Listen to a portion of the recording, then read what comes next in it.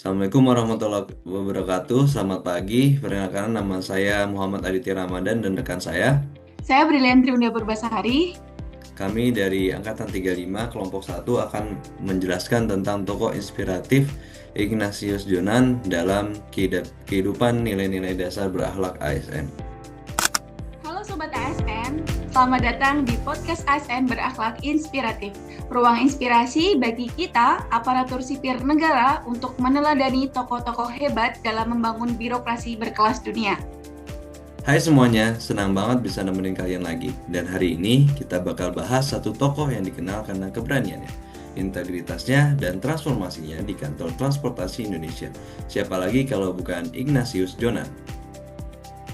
Nah, menariknya, kita akan lihat bagaimana sepak terjang beliau ini sangat merepresentasikan 7 nilai dasar ASN berakhlak. Yuk kita bahas satu persatu. Kita mulai dari yang pertama, berorientasi pelayanan. Ini mungkin nilai paling kuat yang ditunjukkan Pak Jonan waktu beliau jadi Dirut PT KAI. Iya, siapa sih yang lupa zaman dulu naik kereta itu penuh sesak, kotor, dan nggak aman. Tapi Pak Jonan ubah semua itu. Beliau bilang, kalau kita ingin dihormati, maka kita harus memberikan pelayanan terbaik dulu. Beliau bahkan sampai inspeksi ke stasiun dan gerbong di tengah malam. Itu bukti nyata bahwa orientasi pelayanan gak cukup di meja kerja, harus hadir langsung di lapangan. Yang kedua yaitu nilai dasar akuntabel.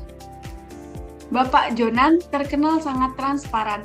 Dia nggak segan untuk menolak proyek yang dinilai nggak memberi manfaat langsung bagi masyarakat. Iya, dan dia selalu bekerja berdasarkan data.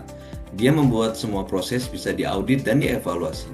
ASN juga harus begitu, bertanggung jawab penuh atas setiap kebijakan dan anggaran yang dikelola. Sekarang kita masuk ke nilai ketiga, kompeten.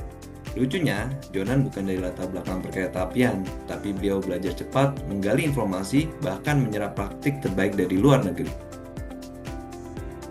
Beliau membuktikan bahwa kompetensi itu bukan soal gelar, tapi soal kemauan untuk belajar dan memperbaiki diri. Itu penting banget buat ASN di era sekarang. Nah, untuk nilai dasar yang keempat yaitu harmonis. Walaupun dikenal tegas, tapi beliau ini sangat menghargai timnya. Betul, Jonan bahkan melibatkan seluruh elemen pegawai, mulai dari masinis sampai petugas kebersihan, untuk berdiskusi soal pelayanan. Ini menciptakan suasana kerja yang saling menghargai dan saling menguatkan. Nah, kalau bicara soal loyal, Pak Jonan ini nggak setengah-setengah loh. Loyalitasnya ke bangsa dan negara itu luar biasa. Saat jadi Menteri Perhubungan, beliau nggak pernah cari popularitas. Bahkan beberapa kali, beliau mengambil kebijakan yang tidak populer, tapi jelas berpihak pada keselamatan dan pelayanan masyarakat. Nah, untuk nilai dasar ASN berakhlak yang keenam yaitu adaptif, di mana Pak Jonan ini sangat terbuka terhadap perubahan. Di PT KAI, beliau mendorong digitalisasi tiket, integrasi jadwal kereta, hingga etiketing. Dan saat teknologi terus berkembang, dia ikut bergerak. ASN juga harus adaptif, nggak bisa kaku. Dunia kerja sekarang menuntut fleksibilitas dan inovasi. Terakhir ada kolaboratif. Jonan selalu mengedepankan kerjasama lintas sektor.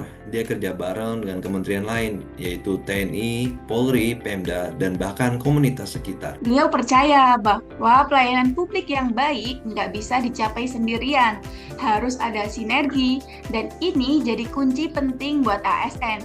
Jangan kerja sendiri-sendiri, tapi bangun kekuatan bersama. Kalau dilihat dari perjalanan Bapak Ignatius Jonan ini, jelas banget bahwa nilai-nilai dasar ASN berakhlak itu bukan cuma jargon, tapi bisa jadi panduan nyata dalam bekerja dan mengabdi. Dan kita sebagai ASN harus belajar dari beliau.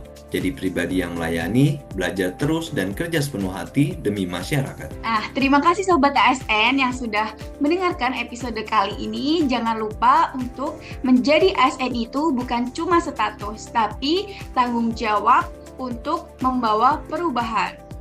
Sampai jumpa di episode selanjutnya. Tetap semangat dan tetap berakhlak.